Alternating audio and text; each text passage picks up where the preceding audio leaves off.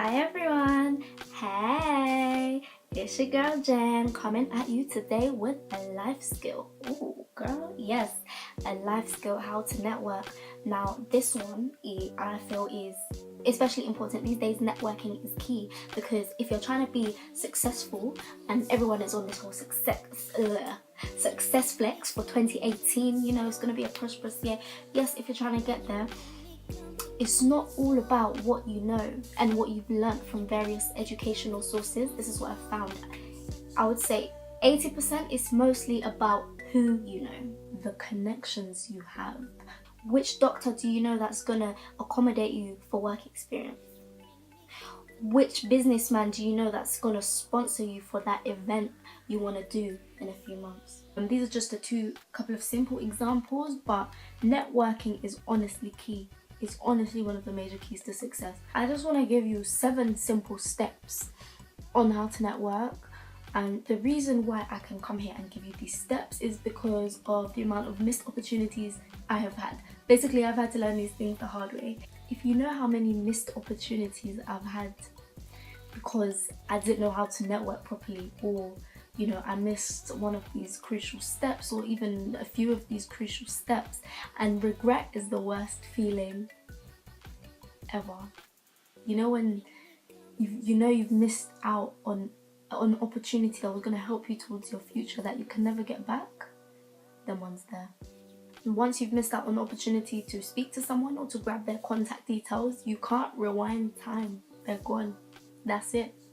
Unless you caught their name and you can do a bit of stalking online and find, you know, their social media, or find them on Google or Facebook or something. But other than that, they're gone. I don't want you guys to have to go through, you know, the same mistakes that I've made. So hopefully these tips will be helpful for you. Get your notepads out, get your pens out. Stay tuned and thank me later. So, number 1. Show up at events. Simple. Honestly, the thing with this one is, now you can be strategic and, you know, only show up to certain events where you know that particular people in your field who can help you, you know for sure that they're going to be there, where you've done your research prior to the event, so you can be strategic with your event attending. Or sometimes you can meet people in the most unexpected of places, people that can help you in your future, people that can help you get to your goals. So don't stay locked up in your house, because you will not meet anyone locked up in your house unless you're on social media all day and you send out messages and DMs, but that's not the point. Meeting someone in person, you can never go wrong. You can never go wrong with meeting someone and making a really good first impression and taking your professional relationship from there. So show up at events. Number 2, and when you show up to these events, be friendly, be nice, be warm and approachable. If you you know, you go there, you're acting as if you're high and mighty, you're too good to talk to anyone, you know, that whole typical I have a boyfriend, don't speak to me kind of thing, walking around with a screw face on, no one's gonna come and speak to you. Honestly, nobody is going to even want to speak to you. At these events, you need to be warm, you need to be approachable, you need to look friendly, so that, and in fact, you need to take the initiative to approach people, so that when you do approach them and they get this warm aura of you, it's kind of like they don't shut off, but you know, they're open and they're warm as well to the conversation. Humble yourself. You need to make yourself humble, because as I said before, first impressions are everything. So if you know, someone goes home and they're reminiscing on the event, reminiscing on the day, and they'll be like, oh my gosh, I met this lovely girl, this lovely guy, this, you know, this lovely person. So that's the kind of first impression you want to make. Be friendly, be nice. Number 3, take the initiative. Sometimes it can be hard to kind of approach someone and start speaking to them, especially a stranger that doesn't know you, because you don't really know what they're going to say to your request, if you have something to ask them, or do you know what I mean? But it's kind of, number 3, I'll say take a leap of faith, because at the end of the day, if you don't do it, if you don't approach that person, that could be your destiny helper walking straight out of your life, never to be seen again. So take a leap of faith, take the initiative, approach them, speak to them. As we said before, be friendly, be humble, and yeah.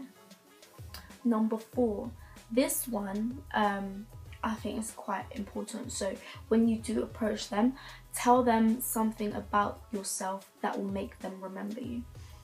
Now for me, what I usually use it will just come up, things will come up in like general conversation. Yeah, usually I'll tell people I'm from Uganda. Now people who are not Ugandan do not usually meet a lot of Ugandans, so that will be something that usually stands out to them about me. Oh, you're from Uganda, wow, that's so cool, that's so amazing. But like obviously I'm sure that you can think of something about yourself. I mean, we're all different, we're all unique. There is definitely something about you that will make someone remember you. So if you don't know what that is yet, identify it. What is it about you that you can tell someone at a networking event that will make them remember you? Don't make it embarrassing, don't make it something too personal, something that people don't need to, you know, people wouldn't really want to know, but just make it something general, something interesting that will make someone remember you. In the conversation, when you are speaking to them, highlight common interests, start to introduce what it is that you two could work together with, what your interest is in them, but don't bombard them with it like straight up, like in their face, like whoa, we just met, I'm really very busy to be helping out strangers like this. I mean, you might find some kind-hearted people, but just to introduce the topic lightly, gently, see how they take it, and if they seem to be on board with what you want, or on board like on your wavelength, then proceed with the further steps. Number 5, remember their name. Honestly, there is nothing worse than speaking to someone whose name you can't remember. Nah, how embarrassing is that? And to be honest, it makes you look unprofessional and very off job if you have to ask for their name. Okay, twice, that's acceptable because you're meeting them for the first time. 3 times, that's ridiculous. Okay, surely fair enough, we are humans and we forget things, but there are certain things that we need to be sharp and on job for. Don't forget their name, especially if you know that you're approaching them because you want them to help you. Yeah, remember their name and call them by their name at the end of the conversation. It was lovely to meet you, Jasmine. Thank you, and we'll keep in touch. And this brings me on to point number 6. Take their contact details. That's the whole point of networking. Honestly, if you take anything from this video, please take this point. You need to take their contact details, or better still, if you can afford to, make your own business cards. It's very simple. I'll link in the description box below a very cheap website where you can make your own business cards. They even give you business card templates. All you need to have on there is your name, your phone number, your email address, you know, just those basic things that people can keep in contact with you with. Make sense? Makes sense. So make business cards if you can. If you can't, obviously the best thing would be to take their contacts, because it's you who wants them. It's you who's gonna have to go the extra mile after you go home to make sure you keep in contact with them and to make sure that they don't forget who you are. And my final point, number 7, is contact them the next day or within the next few days before they forget you. Now, I know this sounds silly because it's like, well, they've met me now, how are they gonna forget me? I'm pretty unforgettable. Let me be quiet. But do you know what it is? With the amount of people that we meet every day, let alone a successful busy person, the amount of people that they meet every day, meeting someone on one occasion and never hearing from them again, you're bound to forget them in like literally like what, 2 weeks max. Yeah, you're bound to forget who they were. You probably remember a face, but that's about it. So yeah, so you need to contact them. Email, I would say, is very professional, unless they say, yeah, drop me a text, then you can slide into the WhatsApp DMs. But emails, I would say, is your best bet. And when you do contact them, the opening line I always use is, it was lovely to meet you at, mention the event.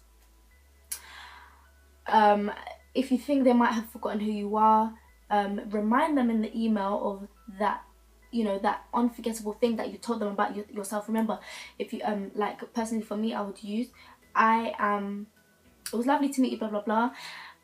It's Jan here, the Ugandan girl in the orange dress who you met. Or I did just include little details that will re-jog their memory to help them remember, who is this person in my email inbox, who is this? Okay, so otherwise, yeah, that's my video, guys. Now, for the people who have subscribed to my channel so far, I just want to say thank you so much. If you haven't subscribed yet, honey, what you waiting for? The subscribe button is, I think I can put it on the screen, right? Subscribe, please, subscribe. I've got a whole load of new videos coming out. This is just one of many, so you're gonna want to stay tuned, trust me.